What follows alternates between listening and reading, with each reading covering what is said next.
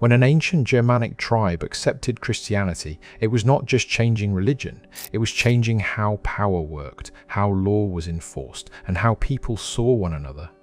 Over time, Christian teaching became a framework that helped hold tribes together across regions and generations. These were not abstract ideas, they became practical principles that shaped unity. How did Christianity help ancient Germanic tribes stay united when earlier loyalties were based only on kinship and warbands? And how did shared belief become stronger than blood ties in holding entire kingdoms together? Stay with us as we explore how Christian principles reshaped ancient Germanic society and created new forms of unity that outlasted tribal divisions. Before Christianity, a fragile unity. Before conversion, Germanic tribes were held together mainly by kinship, warrior loyalty, and shared custom. Unity was strong in war but fragile in peace. Blood feuds, rival leaders, and competing sacred traditions often caused internal tension. Christianity introduced a shared framework that reached beyond clan loyalty. Now we look at the 12 rules that mattered most. Number 1. One God above all clans. Christianity taught belief in one God, not many tribal gods. This reduced sacred competition between clans. Instead of each tribe claiming divine favor for itself, all were placed under one higher authority. This created spiritual equality that made political unity easier. Believing in one shared divine ruler changed how people saw one another. A warrior from another clan was no longer protected by a rival god, but stood under the same divine law. This lowered suspicion and softened rivalry. Priests and missionaries reinforced this idea by teaching that all people were judged by the same standard. Over time, this belief helped tribes cooperate more easily because they no longer felt spiritually opposed to one another. Number 2. Thou shalt not kill within the community. The commandment against murder carried divine authority. Feuds had long been part of Germanic culture, but Christian teaching discouraged endless revenge. Over time, this rule supported legal compensation instead of blood retaliation. Reducing revenge reduced fragmentation. When people believed killing a tribesman offended God, violence inside the group became morally dangerous, not just socially risky. Elders and leaders could point to divine teaching when settling disputes. This helped stop arguments before they became deadly. Instead of families seeking vengeance for years, they were encouraged to accept settlement and move forward. Slowly, this created safer communities where trust could grow and cooperation could last longer than anger. Number 3. Thou shalt not steal. Raiding was common between tribes, but internal theft threatened stability. Christian teaching strengthened property rights inside the community. Trust increased when members believed theft was not just illegal, but sinful. Economic trust reinforced unity. When goods, animals, or tools were safe from theft, daily life became more predictable. Farmers could store grain without fear. Craftsmen could trade fairly. People no longer had to guard every possession constantly. This security made cooperation easier because individuals felt protected by shared moral rules. Trade inside the tribe became smoother, and people began relying on one another economically. A community where property is respected is calmer, more productive, and less divided by suspected is calmer, more productive by suspicion. Number 4. Honor oaths before God. Germanic culture already valued oaths, but Christianity placed God as witness.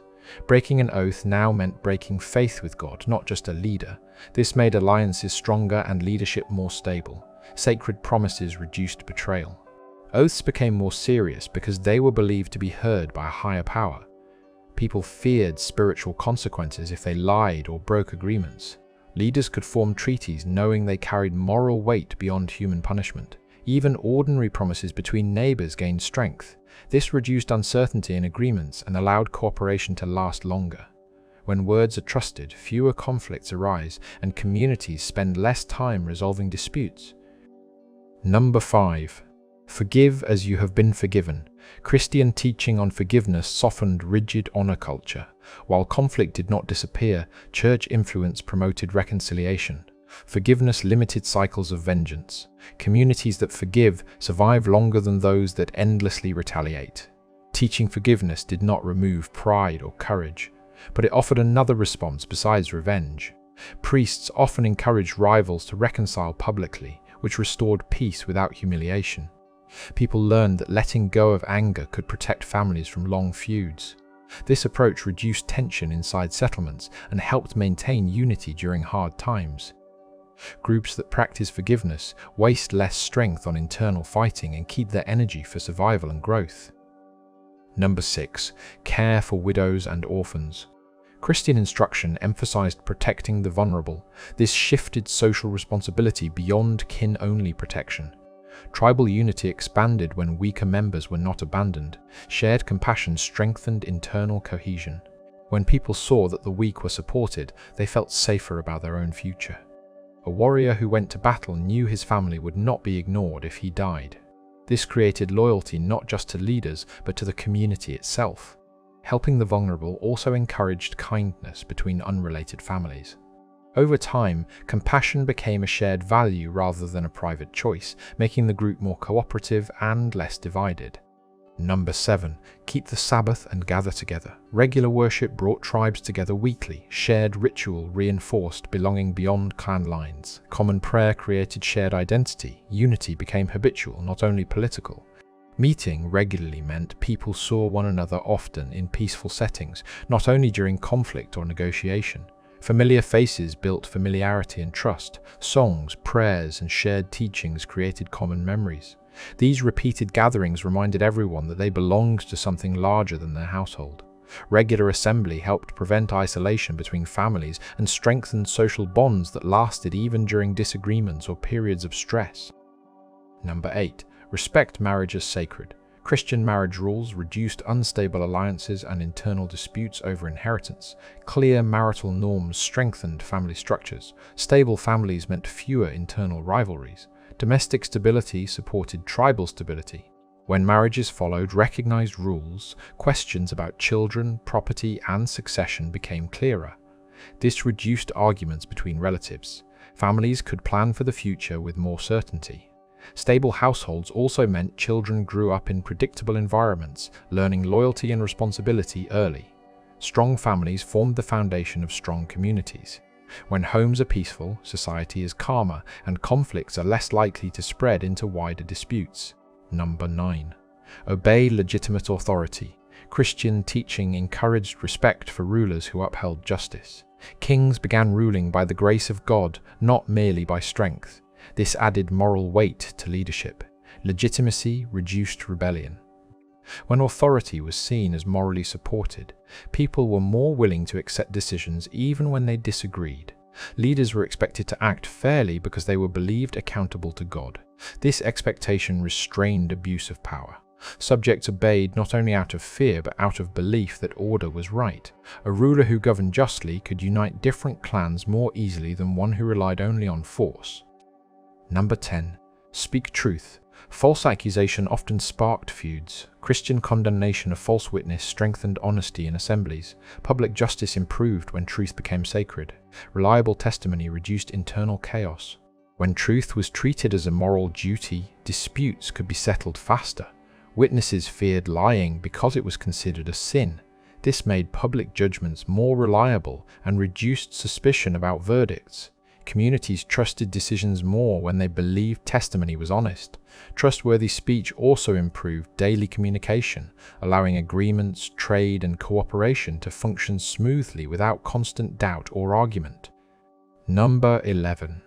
Practice charity. Giving to others created bonds across wealth differences. Church-led charity reduced resentment between rich and poor. When wealth circulated through almsgiving, social tension eased. Charity stabilized society. Helping those in need softened envy and prevented anger from growing between social levels. Wealthy members gained respect when they shared, and poorer members felt valued rather than excluded. This exchange built goodwill throughout the community. Charity also reduced desperation, which often leads to conflict or crime. A society where people help one another is less divided and more willing to work together for common goals. Number 12. Submit to shared doctrine. Doctrinal unity reduced religious division within kingdoms. When rulers and people shared the same creed, internal conflict lessened. For example, when the Visigoths moved from Arian Christianity to Nicene Christianity, political unity improved. Shared belief removed dangerous divisions. Agreement in belief created a sense of belonging across regions and tribes. People could travel, trade, or marry without facing religious suspicion. Leaders no longer had to manage competing faith groups inside their lands. This common faith acted like a shared language everyone understood. When belief is unified, communities argue less about identity and focus more on cooperation and stability. How these rules changed Germanic unity. These 12 Christian rules did not erase warrior culture overnight, but they slowly changed how tribes handled conflict, leadership, wealth, and loyalty. Instead of unity based only on blood ties, unity grew from shared belief. Instead of loyalty based only on fear, it gained moral depth. Instead of endless revenge, structured justice expanded. Christian rules added a moral structure above clan rivalry, and that structure endured longer than individual leaders. This transformation happened gradually across generations, not suddenly. Old customs blended with new teaching until people no longer saw them as separate. As belief spread, tribes that once distrusted each other found reasons to cooperate. Shared faith made agreements easier and reduced suspicion between groups. Over time, this moral framework became part of everyday life, guiding decisions quietly and shaping how communities stayed connected. What held ancient Germanic tribes together was not force but shared belief. These simple Christian rules quietly replaced rivalry with trust, turning divided clans into stable communities that could endure beyond war, leaders, and generations. Which rule do you think united them the most? Tell us below and stay with us as we keep uncovering the forgotten systems that once held entire worlds together.